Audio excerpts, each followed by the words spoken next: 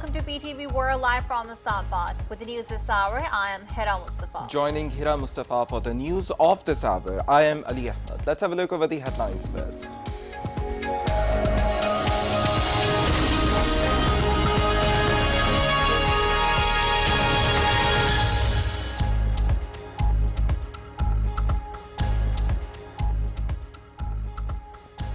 Prime Minister Shehbaz Sharif says Pakistan wants to strengthen ties with Central Asian states. He was addressing a joint press conference with visiting Tajik President Imam Ali Rahman.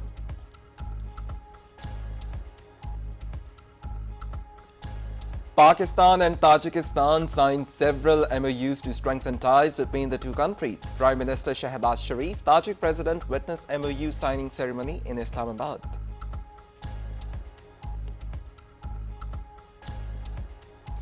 Government determined to complete the IMF program as the Prime Minister directs all concerned to take necessary steps to control fiscal and current account deficit. President Dr. Arif Alvi says use of information technology in medical field is the need of the hour. He was addressing Pakistan's second National Digital Health Conference in Islamabad. Minister of State for Foreign Affairs Sana Rabbani urges international community, especially the United Nations and the Financial Action Task Force, to hold India accountable for perpetrating terrorist activities inside Pakistan. Finance Minister Ishaq Dar says the government is making efforts to revive the economy. He was speaking at the second Pakistan Prosperity Forum in Islamabad today.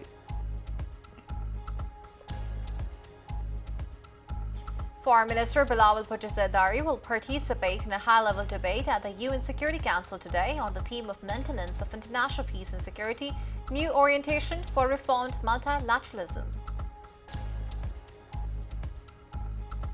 Minister for Information Mariam Aurangzeb says government has announced revival of various schemes under PM Youth program with the aim to provide livelihood opportunities to youth.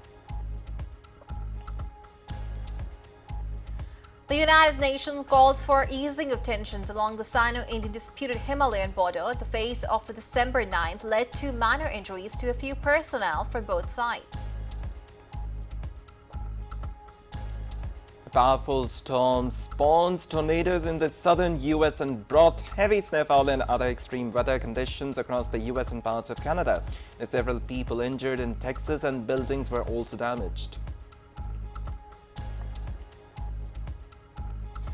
Defending champion France will face World Cup history makers Morocco in the second semi-final tonight in the FIFA World Cup at Al Bayt Stadium, Qatar.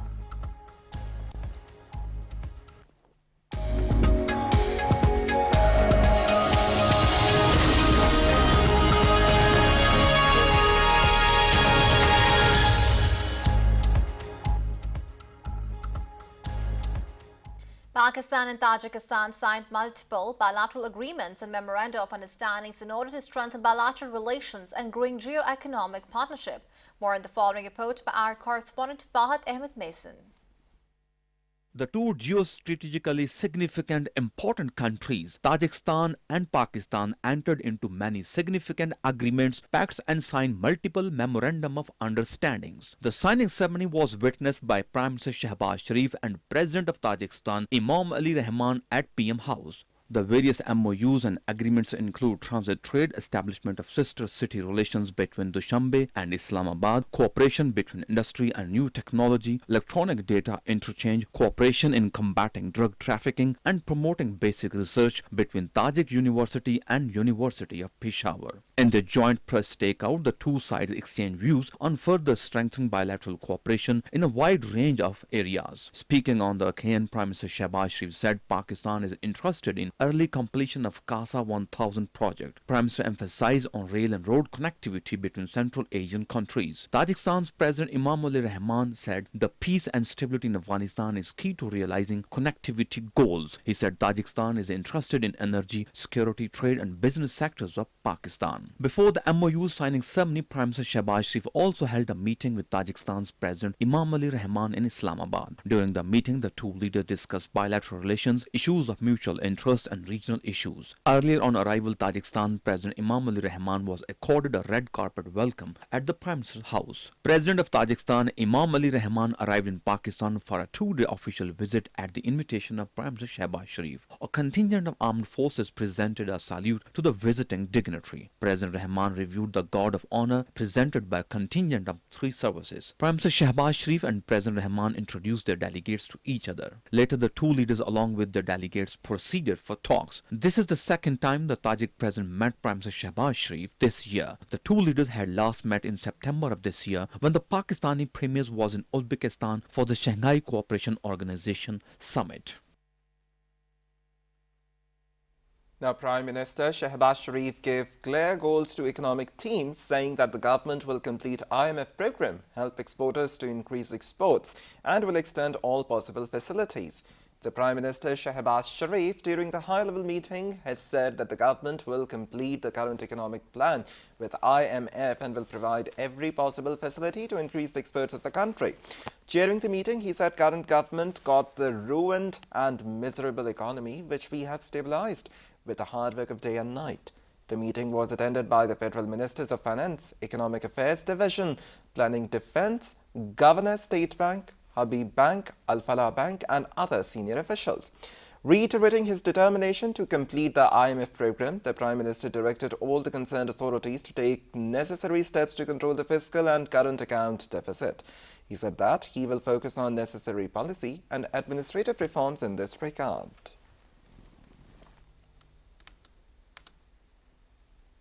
Minister for National Food Security and Research, Tariq Bashir Chima, called on Prime Minister Shehbaz Sharif in Islamabad on Wednesday. He briefed the Prime Minister about the federal government's Kisan package. Overall political situation of the country came under discussion.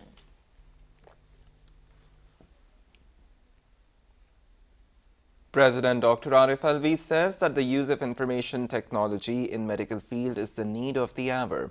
Addressing Pakistan's second National Digital Health Conference in Islamabad on Wednesday, he said the use of latest technology can help in creating awareness amongst the masses about prevention of the diseases.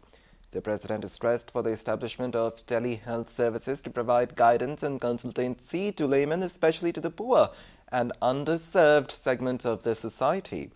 Talking about the artificial intelligence, he said it has overtaken different sectors, including health, leading to the prompt diagnosis and treatment of the different diseases. He appreciated nation's coordinated response during the pandemic of COVID-19. He said the whole world first appreciated and then followed our strategy to cope with the challenge.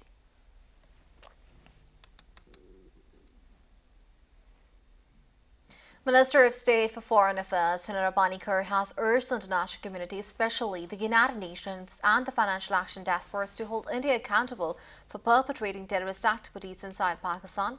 Addressing a news conference in Islamabad, she said, "We have shared a dossier regarding Indian involvement in Johar Down Lahore terrorist attack with members of United Nations Security Council."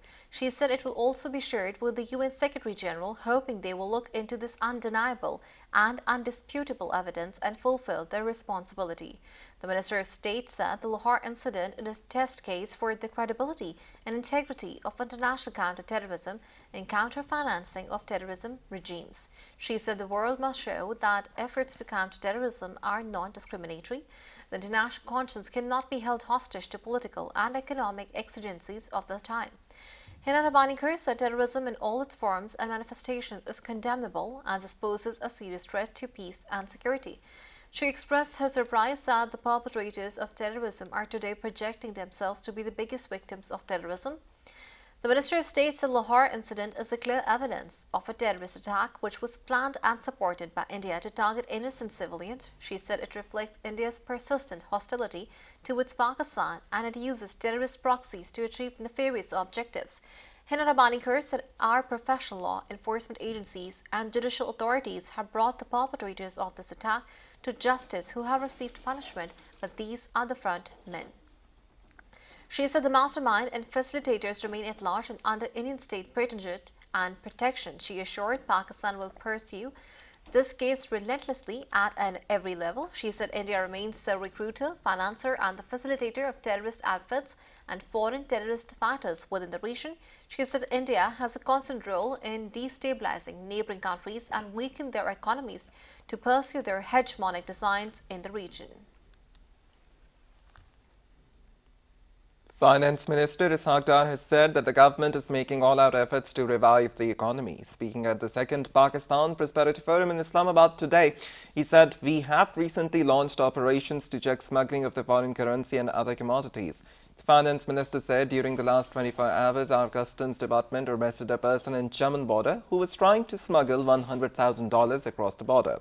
Now, strongly criticizing the policies of the previous government, the Finance Minister said there was an unbearable increase in the country's debt during its tenure.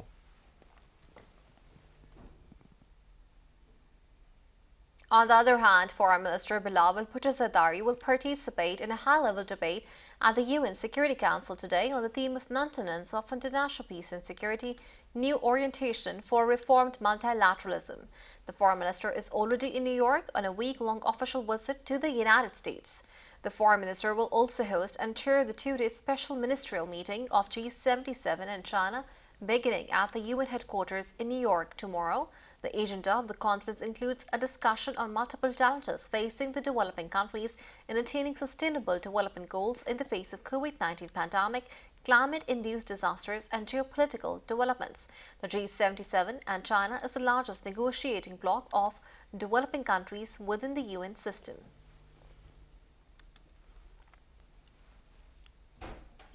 Also, the government has announced the revival of various schemes under Prime Minister's Youth Programme with the aim to provide livelihood opportunities to the youth. Minister for Information and Broadcasting Maryam Aurangzeb and Special Assistant on Youth Affairs Shahzad Fatima Khaja shared the details of the schemes at a news conference in Islamabad. The Information Minister said the programme was launched in 2013 by former Prime Minister Nawaz Sharif. She said soon after coming to power, Prime Minister Shehbaz Sharif started work to revive it. Maryam Aurangzeb said the loan scheme under Prime Minister Youth Programme is aimed at providing loans to more than 50 million youth in age bracket of 15 and 29. Shahzad Fatima Khaja said approval has been accorded for the business and agricultural loans. She said this scheme is aimed at promoting entrepreneurship in the country, the cricket and football competitions as well.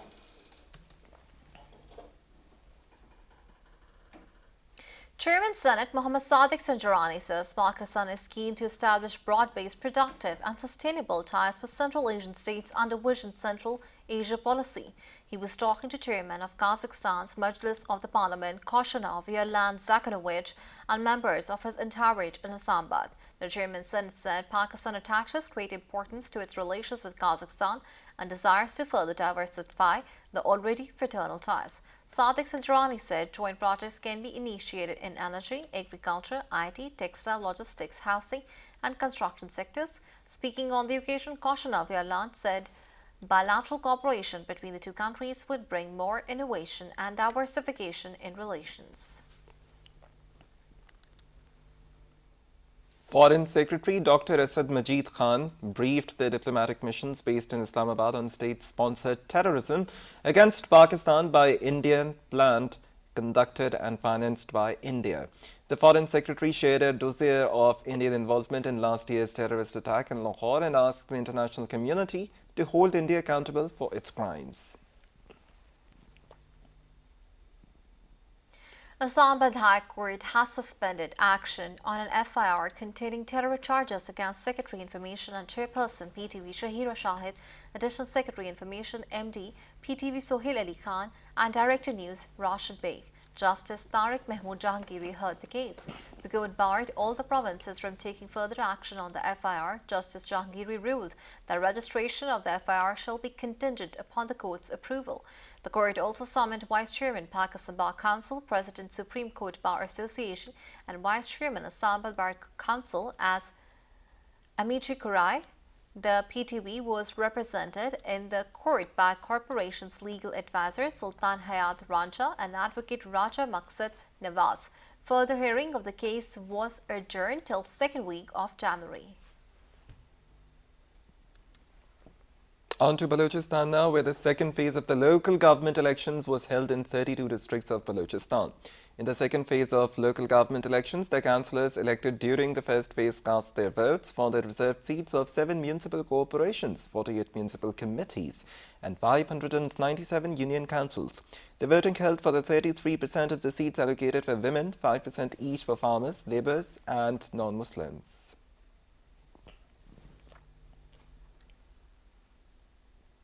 At least 18 boats were gutted when a huge fire erupted at the diesel depot in Kantanipur area of Gavadar. Huge plumes of fire could be seen leaping out of the diesel depot and were seen reaching to the sky.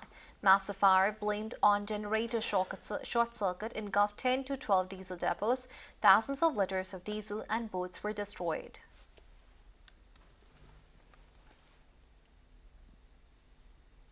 Senator Mushahid Hussain Sayyid, President Pakistan-China Institute, delivered a special lecture on the importance of maritime security and blue economy to the participants of the Maritime Security Workshop Edition 5th, arranged by Pakistan Navy War College. He spoke to our special correspondent, Raza Khan. Let's watch it. I must compliment the Pakistan Navy War College and the Maritime Security Workshop for producing a very high-quality product, and we had a very frank discussion on a diverse number of issues, because I feel this is very relevant in these changing, turbulent times. The world is being transformed and the future belongs to naval power. We have unfortunately sea blindness in Pakistan and especially in the Pakistani system. But we have now to change that paradigm. And I, as chairman of the Senate Defense Committee, have been focusing on the role of Pakistan Navy, its upgradation, its modernization, because the naval power is going to determine the future balance of power and the future of peace, security and stability in the Indian Ocean region and the Pacific region. So it's very vital, and I'm so glad that this high-quality workshop have produced a very good discussion. People are now well immersed into the naval culture also, which is, by the way, a very democratic culture given the armed forces setup. And I feel that the Pakistan Navy is going to play a key role in promoting, preserving and protecting Pakistan's national security and maritime security. I must compliment Ambassador of Morocco to Pakistan called on Chief of the Naval Staff Admiral Mohammed Amjad Khan Niazi. Matters of mutual interest, regional maritime security and bilateral collaboration were discussed during the meeting. The dignitaries agreed upon enhanced maritime cooperation and collaboration between the brotherly countries.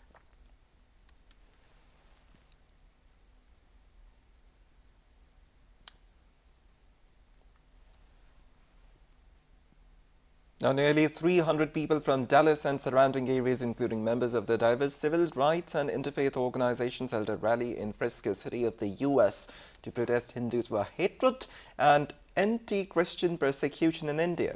The participants of the rally included people from Christian, Muslim, Buddhist and Dalit communities, as well as activists and city residents. The rally was organized after the Frisco-based group Global Hindu Heritage Foundation held a fundraiser last month to demolish 75 churches in India.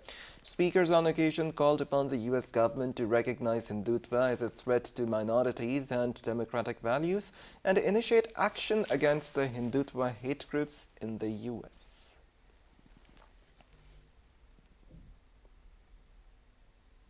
A rural sport convention was held in Islamabad on the subject of women empowerment and poverty alleviation. The network of rural support program organized the convention. The women participants hailing from Sindh received awareness on how to become self-sufficient in their respective affairs. Chairman Network of Rural Support Program Shoaib Sultan stressed on the importance of economic measures to end poverty and empower women. He said under the program, in collaboration with the European Union and other organizations, vocational training and business opportunities are being created.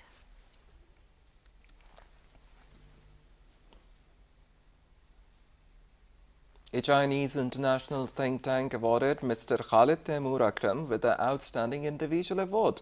The announcement was made by Communication University of China, Beijing, China, during the webinar titled as Building a Community with Shared Future. Mr. Khalid Akram clinched the award for his outstanding contributions and efforts in enhancing support for the concept of the shared future. He is the Executive Director of the Pakistan Research Center, The organization works for a community with shared future.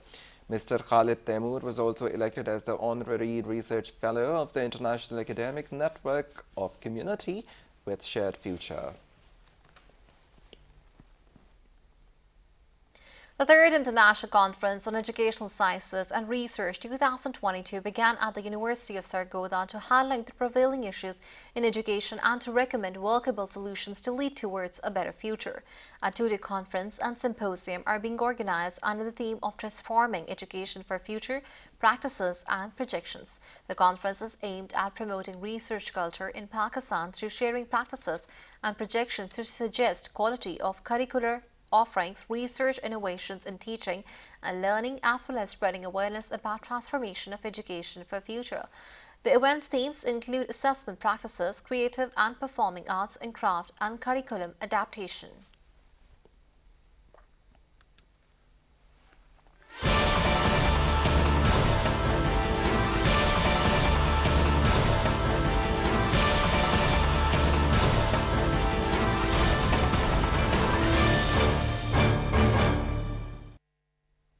On to the global front now. The United Nations has called for easing of tensions along the Sino-Indian disputed Himalayan border. The UN Secretary General's spokesman Stephanie Dujarric at a regular briefing in New York called for de-escalation to ensure that tensions along the border in that area do not grow. According to the Indian Army, the clash took place in the Tawang sector of the disputed border last Friday, and a few soldiers on both sides suffered injuries.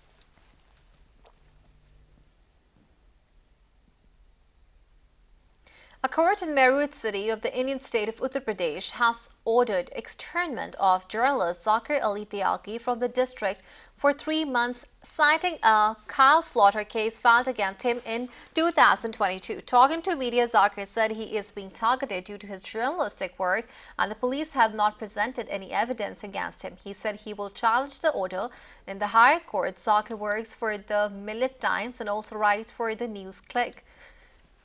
In August 2020, Zakir was arrested and released the next month.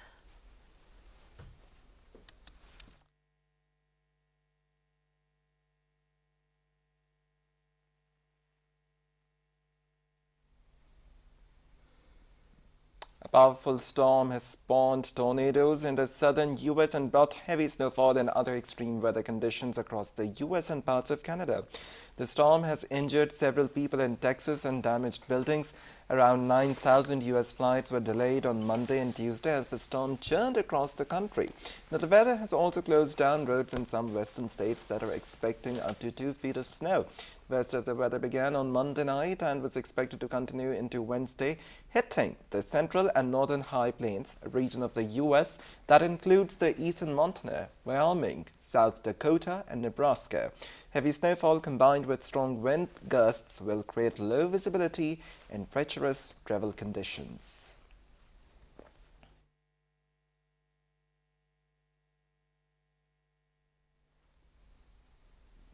At least 3 people died after a migrant boat ran into difficulties crossing the English Channel in the early hours. A rescue helicopter arrived at the scene of an accident where a small boat carrying migrants sunk off the southeastern coast of England. 43 people had been saved, with more than 30 of them rescued from the water. A major search and rescue operation was launched in waters between Kent and France in freezing conditions. Small boats, often inflatable dinghies, travel regularly across the channel, carrying migrants from France to Britain. Now, EU and ASEAN leaders arrived in Brussels for a joint summit as part of efforts to tighten the two blocs' cooperation. The European Union and the Association of Southeast Asian Nations meet for the first summit to deepen the economic ties. The leaders of the 27 EU countries and 9 of the 10 ASEAN leaders have been invited to a commemoration of the 45 years of diplomatic relations. The leaders are set to discuss areas of future cooperation, including trade, the green and digital transitions, and health.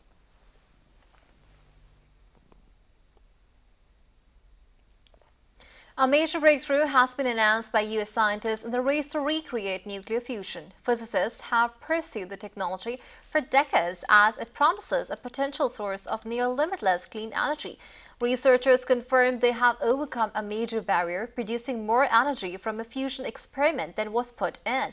On announcing the breakthrough, Dr. Marvin Adams, Deputy Administrator for Defense Programs at the U.S. National Nuclear Security Administration, said that the laboratory's lasers had input 2.05 megajoules of energy to the target, which had then produced 3.15 megajoules of fusion energy output.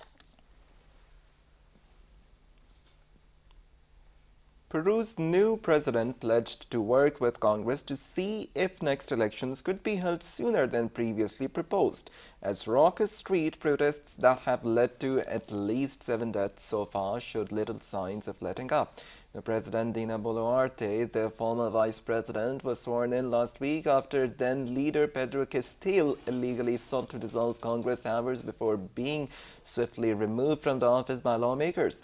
The move has led to angry and sometimes violent protests by Castillo's supporters demanding a fresh presidential election, which have been met by police dispersing tear gas and gunfire in an effort to quell the unrest. Now, some protesters have torched the public buildings, attacked police stations, and blocked highways while demanding Boluarte's resignation, a new constitution, and the dissolution of the Congress.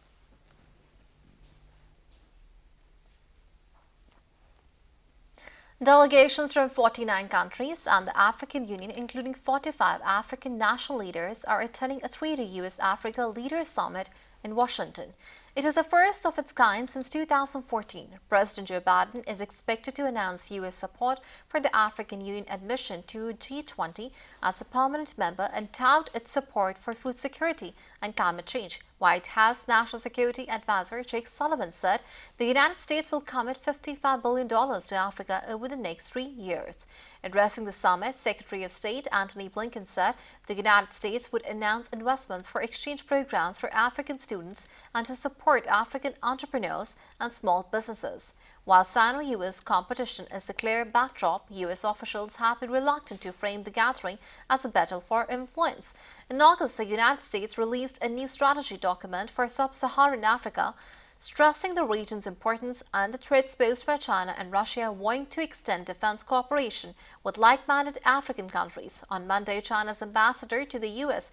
rejected charges that his country had marred African countries in debt, saying that Chinese investment and financing assistance is not a trap, it is a benefit.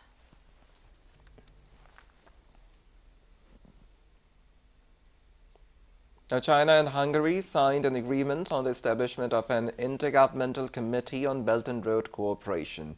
Chinese State Councillor and Foreign Minister Wang Yi and Peter, Hungary's Minister of Foreign Affairs and Trade, signed the agreement in a video meeting. In the video conference, Wang Yi stressed that the sustained, sound and steady development of China-Hungary ties not only serves the common interests of both peoples, but also contributes to the steady and sustained growth of China's relations with the European Union. For his part, Sujijarto expressed his congratulations on the successful convening of the 20th National Congress of the Communist Party of China in October.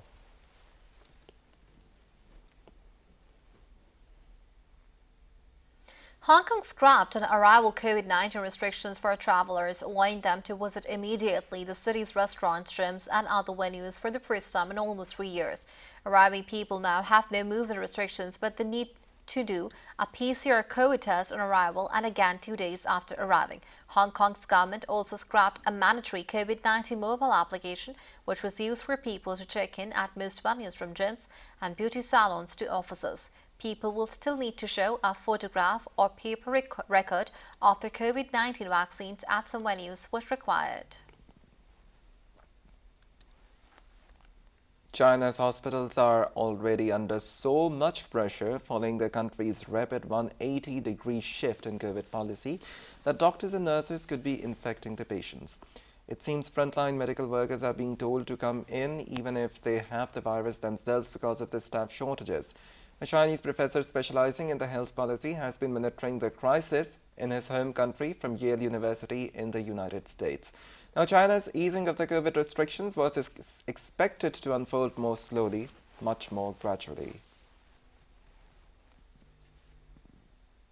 A powerful storm has spawned tornadoes in the southern U.S. and brought heavy snowfall and other extreme weather across the U.S. and parts of Canada. The storm has injured several people in Texas and damaged buildings. Around 9,000 U.S. flights were delayed as the storm churned across the country. The weather has also closed down roads in some western states that are expecting up to 2 feet of snow. The storm could affect residents in nearly every state in the contiguous U.S. More than 20 million people were under severe weather advisories in the U.S.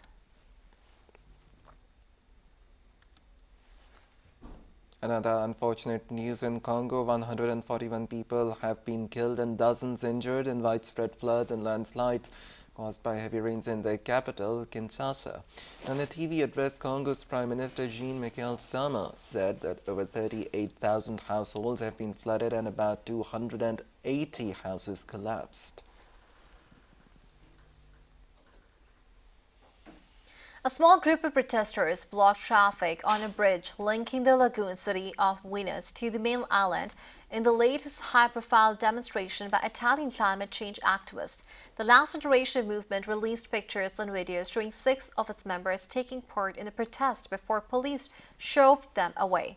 Last week, activists from the same group hurled paint at Milan's La Scala Opera House and blocked the Mont Blanc tunnel in a joint action with fellow campaigners from France. Experts say climate change has put the future of Venice at risk, as risking global temperatures push up sea levels.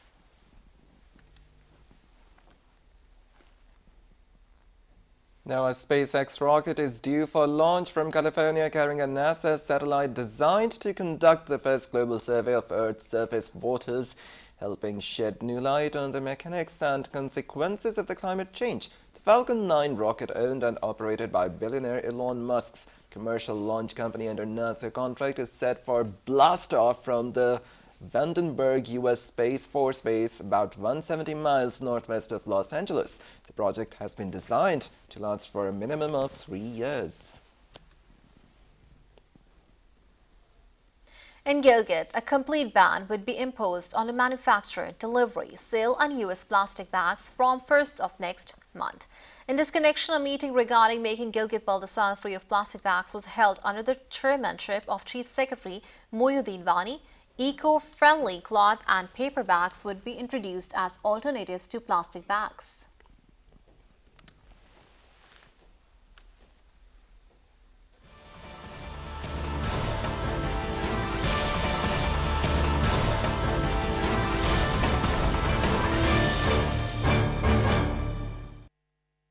Now, Christmas light displays have lit up across Sydney, enchanting and encouraging the residents to enjoy the festive season in the heart of the harbour city. The tallest Christmas tree in the New South Wales, with over 100,000 sparkling LEDs and several hundred baubles, thrilled onlookers in Martin Place with its vivid light and sound display. Sydney's largest Catholic cathedral, St. Mary's, was illuminated with luminous projections portraying scenes from the Old Testament through to the birth of Jesus. A canopy of the light greeted shoppers above Pitt Street Mall, while in Darling Harbour a radiating giant bauble captivated the spectators.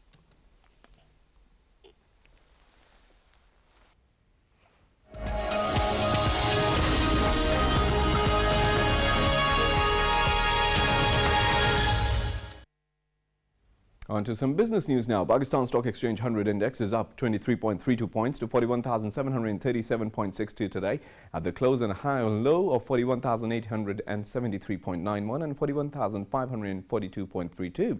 Out of a total of 358 trading companies, 133 advanced, 202 declined, while 23 remained unchanged. Now, Hong Kong shares closed on the front foot today as the traders cheered a lower than expected U.S. inflation reading, with the focus on the Federal Reserve's next policy meeting later in the day. The Hang Seng Index added 0.39% to 19,673.45. The Shanghai Composite Index was flat, inching a 0.20 point, 3,176.53, while the Shenzhen Composite Index on China's second exchange edged down 0.09% to 2,048.61. Tokyo stocks closed higher today after the U.S. inflation data came in better than expected. While the traders eyed the Federal Reserve's upcoming policy decisions, the benchmark Nikkei 225 index climbed 0.72% and ended at 28,156.21, while the broader Topex index rose 0.60% to 1,977.42.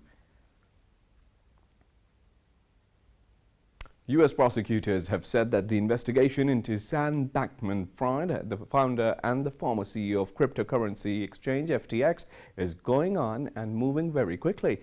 U.S. Attorney Damian Williams in New York said that Bankman-Fried made illegal campaign contributions to Democrats and Republicans with stolen customer money. The 30-year-old Bankman-Fried arrived at the heavily guarded Bahamas court for her first time in person public appearance. The Bahamas judge adjourned the hearing to consider whether the court has jurisdiction over the bail. Bahamian prosecutors have asked the Bankman-Fried to be denied bail if he fights the extradition.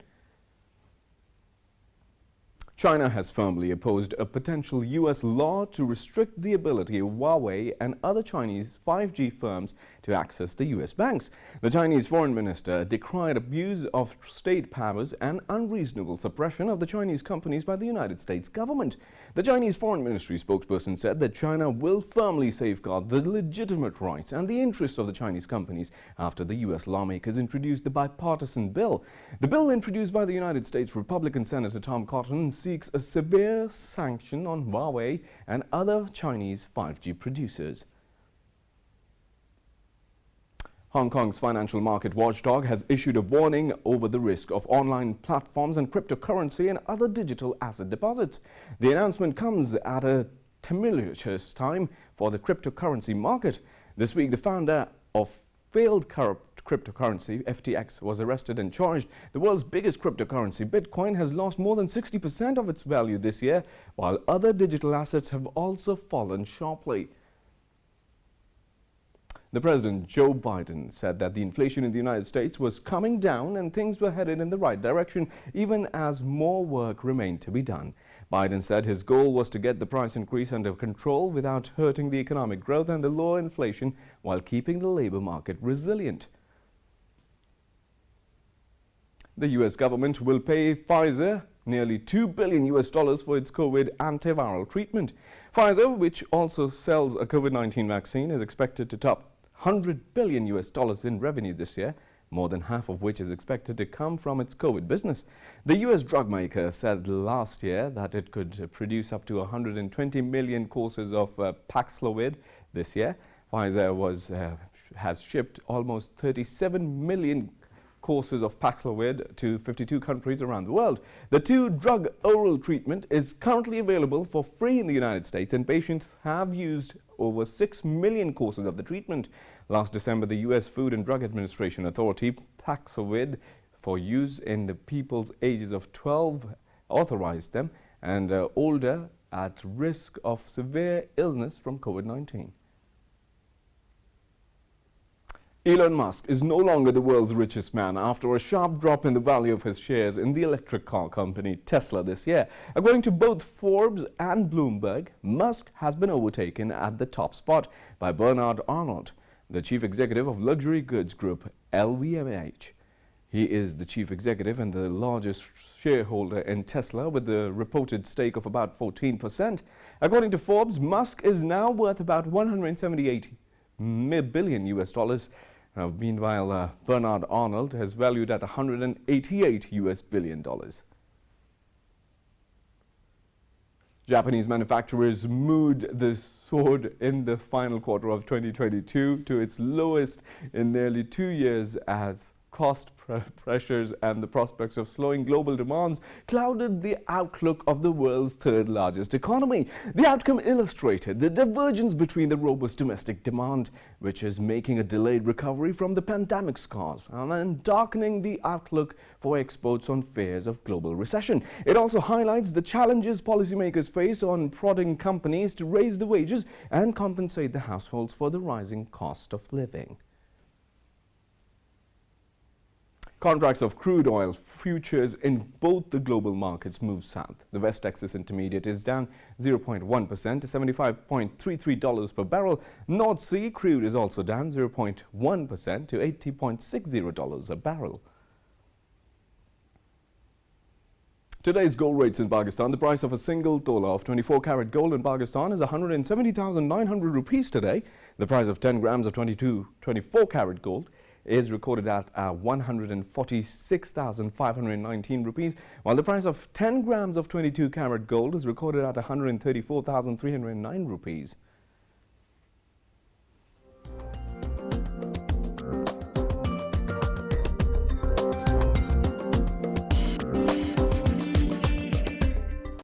Finally, on to some weather updates now. Partly cloudy to cloudy weather is expected in most parts of the country during the next 24 hours. According to Met Office, light rain and light snow over the hills is expected at isolated places in Khyber Pakhtunkhwa, northwestern Balochistan, Gilgit-Baltistan and Kashmir during this forecast period. The Met Office said that a shallowly western wave is present over western and upper parts of the country and likely to persist in upper parts during the next 36 hours.